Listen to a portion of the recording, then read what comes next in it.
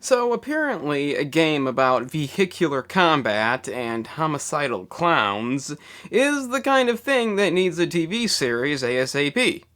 Sure, it may be lacking a lot of the main elements of Twisted Metal, such as the contest, instead we have some apocalyptic setting, but the branding's there, so is Sweet Tooth doing who knows what, and the main character is named after somebody who appeared in one game. Basically, it looks like an adaptation in name only that throws in a few notable elements to get people excited. It might be good, it might not, who the fuck knows. So before this comes out, I thought I'd take a look back at the one Twisted Metal product that really knew what narration was. Twisted Metal Black, the game that most people seem to prefer, has some of the most unique and memorable storylines in the franchise's history. While most of the other games simply give you an ending for the chosen character in which they usually get screwed over, Black instead gives you a beginning, middle, and ending in which the contestant starts out in the asylum for various reasons, eventually explains why they're there, along with their dark past, and eventually get their prize, assuming it's revenge-based, and if not, they usually get screwed over. When I was younger, I thoroughly enjoyed watching these over and over again after legitimately unlocking them, and they're easily one of the game's highlights. And the other games are good too, but compared to Black, it's not even close, so before we get whatever the fuck this is, I thought I'd take a look back at the game's narratives and see how they all stack up. Keep in mind, I will be including the hidden characters too, even though they mostly only have endings, and the only real inclusion will be Minion for obvious reasons. That's 14 in total, so let's see which ones are the best and which one definitely isn't. You're in violation of Midtown City Code 4432. Step out of your vehicle and surrender peacefully. The only one I outright dislike is Specter, and that's because it's bullshit. In this game, she's Bloody Mary, a psychopathic bride who wants to find her true love, but unlike any other character, you kind of know everything you need to know based on the intro. The middle section, like any other, shows us why she ended up in the asylum, but it doesn't have anything to do with the overall wish, aside from further indication that she's insane. This wouldn't be that big of a deal, but the ending is really what kills it. She gets what she wants, being the guy she always loved, who's clearly been operated on to make this happen, and this ending would fit the game just fine until... I will never love you. Yeah, she just gets fucked over because it doesn't work, I guess. I know that for the most part, if a character doesn't want revenge, it tends to end badly, but in this game, opposed to saying something wrong, it's usually because they didn't understand the consequences. But in this case, it seems Calypso just lied. It doesn't make any sense why he'd do that, it's not like the wish was anything noble, and in the end, absolutely nothing is accomplished. And overall, not the game's finest moment. You're in violation of Midtown City Code 4432. Step out of your vehicle and surrender peacefully.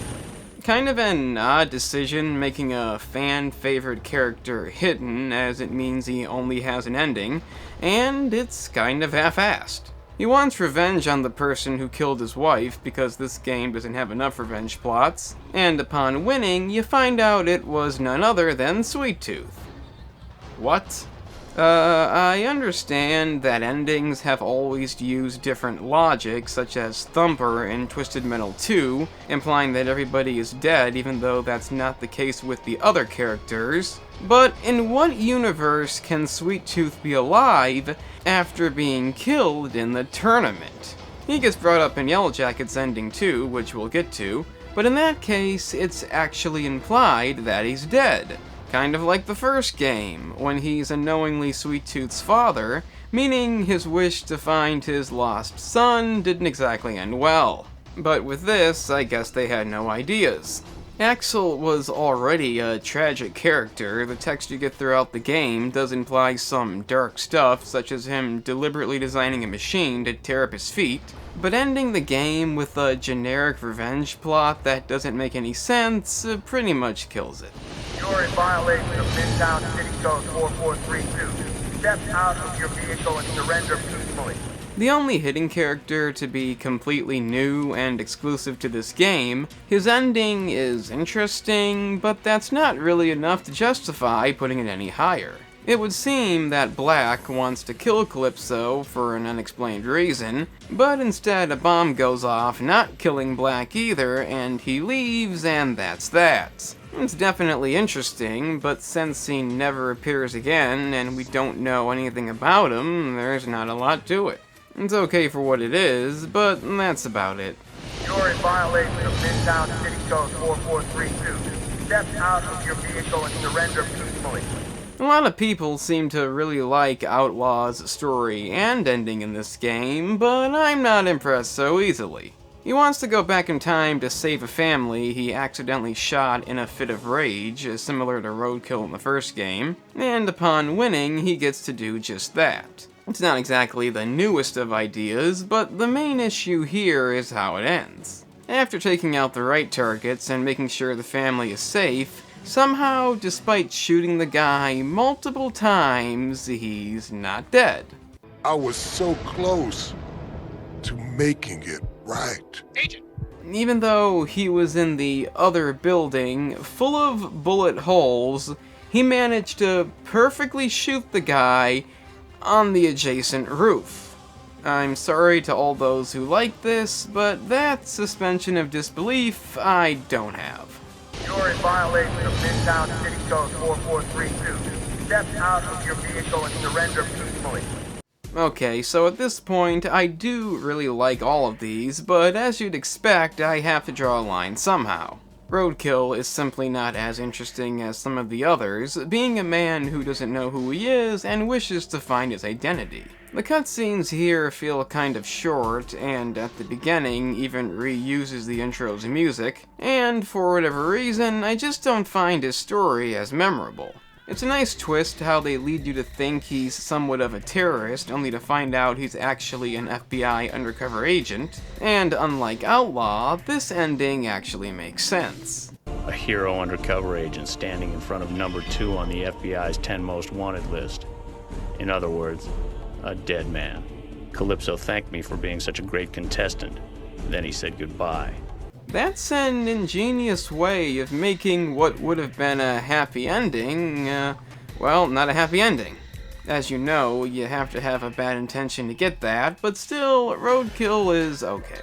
You're in violation of Midtown City Code 4432. Step out of your vehicle and surrender peacefully.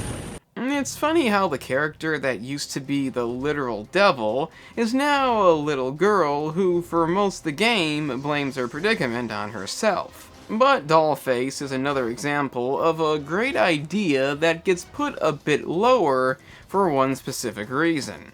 After angering her abusive boss, Mr. Creel, he puts a special doll-like mask around her face that will never come off. Unlike some of the other ones we'll get to later, this is not a revenge plot. She simply wants to get the key to get the mask off, but in this case, taking it will have consequences. If I took the key, Mr. Creel was gonna die. Why couldn't he just have been nice to me? So, there's two things I don't like about this. One, making it her boss is kind of stupid because if your boss did something like this to you, logically you wouldn't care about them that much. And the original idea was to make it her father, but I guess that was considered too dark. That would have made a bit more sense because you still might not want to kill your own dad, and the way it is now, watching her say she was bad is just kind of dumb. The other issue is that once she gets the key, she decides to not use it. That's fucking stupid! At least it was her decision, but who would do this? The ending dialogue implies that she might want to stop this kind of thing from happening to somebody else, but even that comes out of nowhere. And if you look at her description in Twisted Metal Lost, which would have been this game's sequel, it turns out that may have not been the brightest idea. Again, I don't hate this one, but you have to rank them somehow. You're in violation of Midtown City Code 4432. Step out of your vehicle and surrender peacefully. Yellowjacket is unique as he's the only hidden character to have an opening cutscene, and overall he may be the most interesting.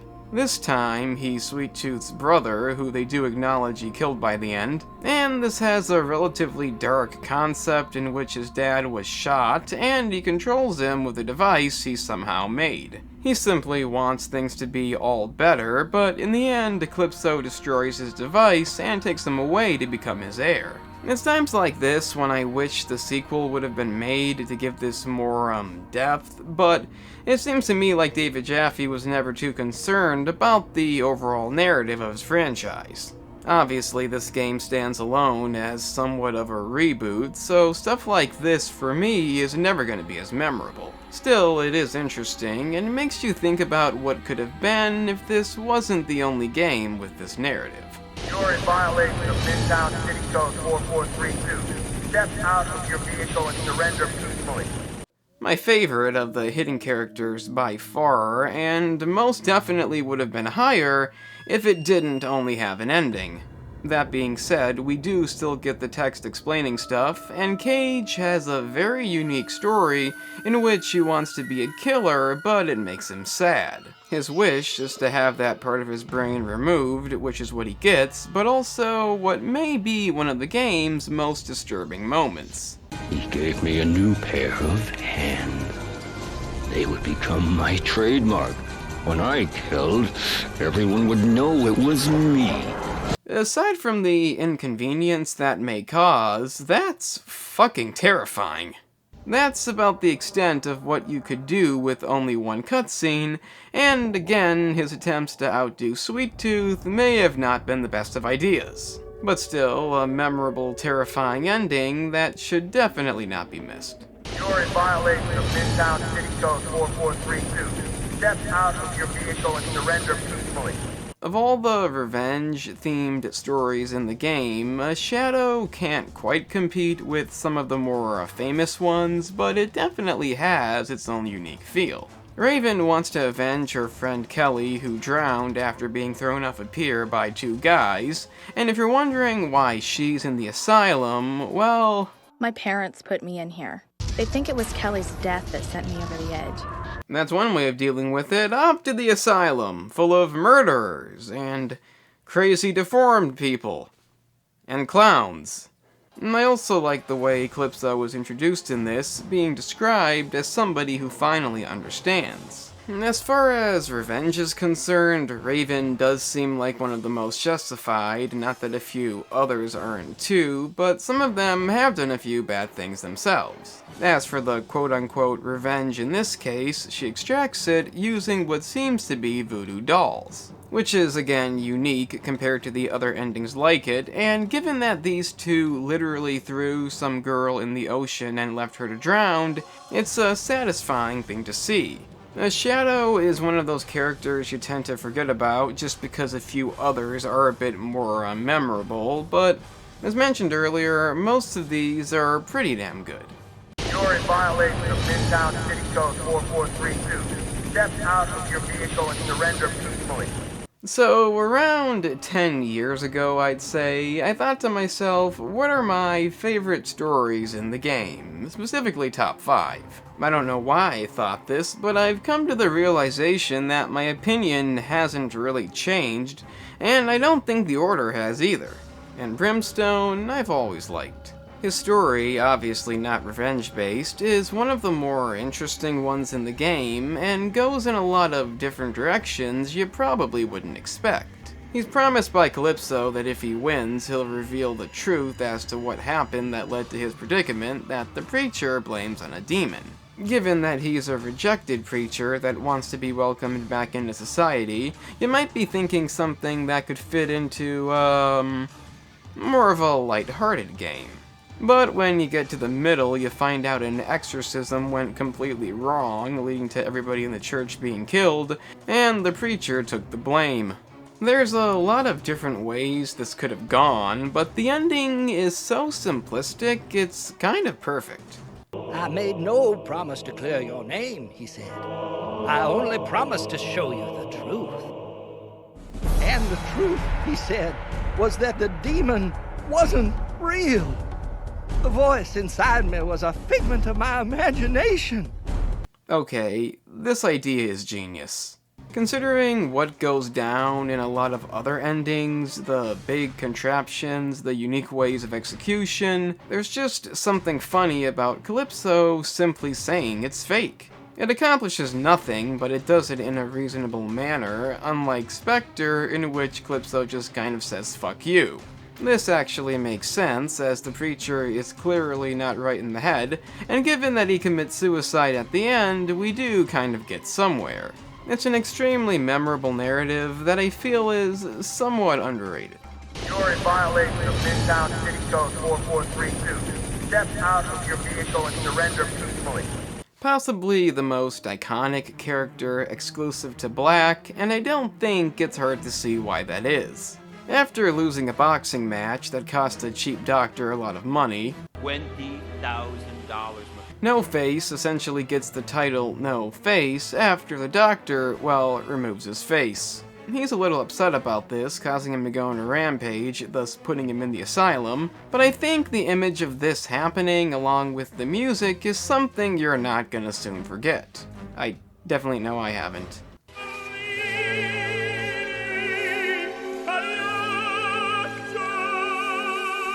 The ending is pretty much as memorable, as he gets to extract his revenge on the doctor using a special boxing glove fitted with an assortment of sharp tools. Where they get these ideas from, I don't know, but there's not really a lot more to say about Crazy 8. It's kind of the reason he's not higher, as despite having one of the most twisted stories in the game, he doesn't really sound like it. Maybe it has something to do with the fact that he can still speak and drive, but based on the way he sounds, you wouldn't think he's somebody who's gone through this ordeal. It's kind of funny that he's one of the more sane characters, but as far as revenge stories go, it doesn't feel quite as memorable.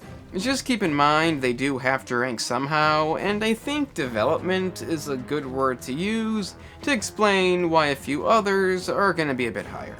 You're in violation of Midtown City Code 4432. Step out of your vehicle and surrender peacefully.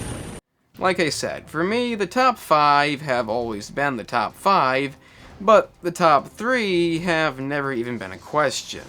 The first of which being Junkyard Dog, and this is when the game goes from being memorable to twisted in a way you can't forget. They took everything from me, then they put me in this hole. And how they did this, you'd never guess. Billy Ray, a simple farmer, is poisoned by a crop duster spewing some kind of toxic gas, leaving his face completely disfigured. If this wasn't bad enough, he finds out his wife Annie was in on this with the pilot to collect his life insurance. What I like about this is that first off, everybody gets what they deserve, being the wife, who gets beaten to death with a garden hoe, and the pilot, who, for the ending, well, let's just say it really suits him.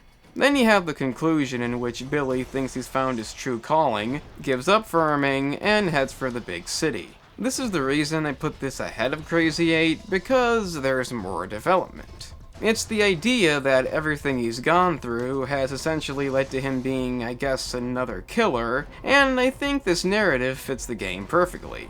Honestly, the fact that he's only number 3 is almost as amazing as the next one only being number 2. And that's because they're quite similar. You're in violation of Midtown City Code 4432. Step out of your vehicle and surrender peacefully. But unlike Junkyard Dog, with Mr. Grimm, it's more, psychological.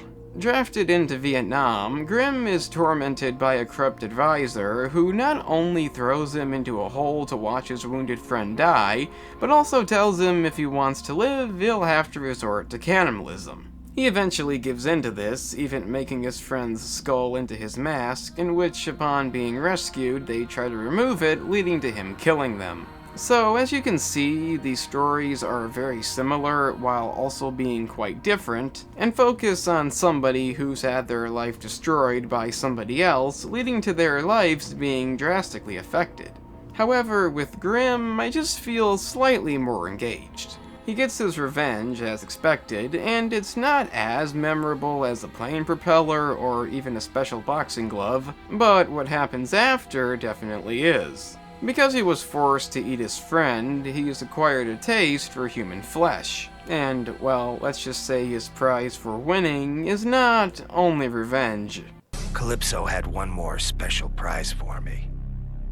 Dinner for one. Yeah. That's definitely something.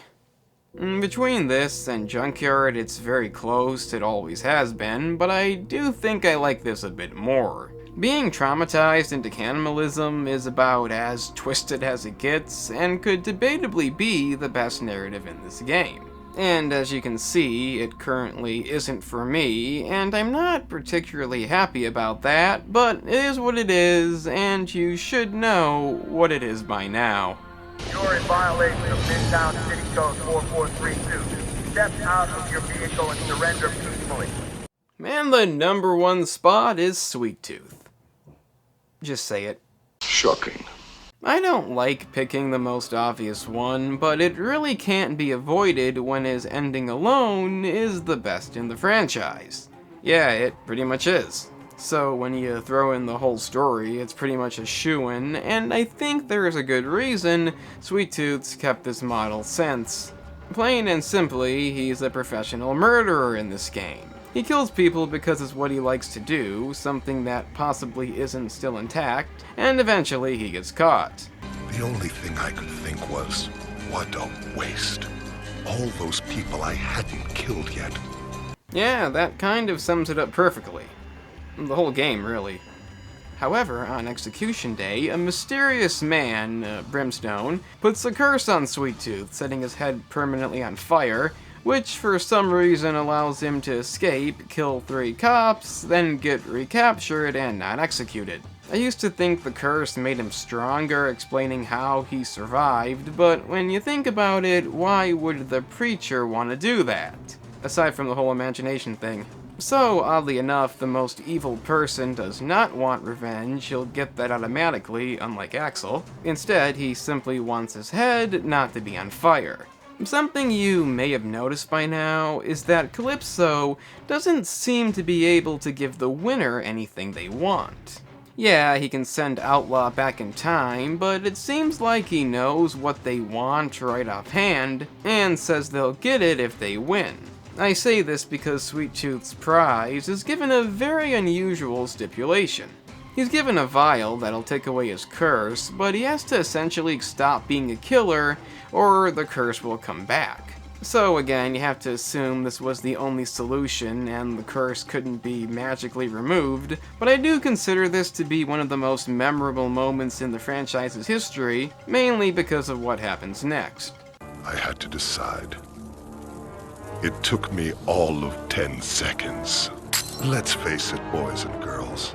A man has to have his priorities. Again, it's just classic stuff, and exactly what you'd expect somebody like him to do. He also kills Calypso, because why wouldn't he? And despite this being the cliche choice, I feel it's that for a reason. It's not necessarily the best written, I think something like Grimm would have been a lot better for a movie plot, but for a game like this, it's still the best narrative the game has to offer, and it perfectly embodies the tone and unique feel that is Twisted Metal Black. In the end, that's all you need. And that is the ranking of all the Twisted Metal Black narratives. Based on what I've seen, I don't think many of these are getting outdone anytime soon, but if you're sick of the same thing being on top, you can definitely make a big deal about that in the comments down below. Otherwise, I'm the Game Analyst, and remember kids, there's a lot of awful, nasty things you shouldn't do, but above all, don't promise somebody something that you can't deliver. It's just wrong. Oh, what? You're actually here? That's fucking amazing. I guess you may as well check out the main channel, in which I discuss movies, TV series, and the offensive topics that lie within. If you're into that, then press the link in the description. It's right there.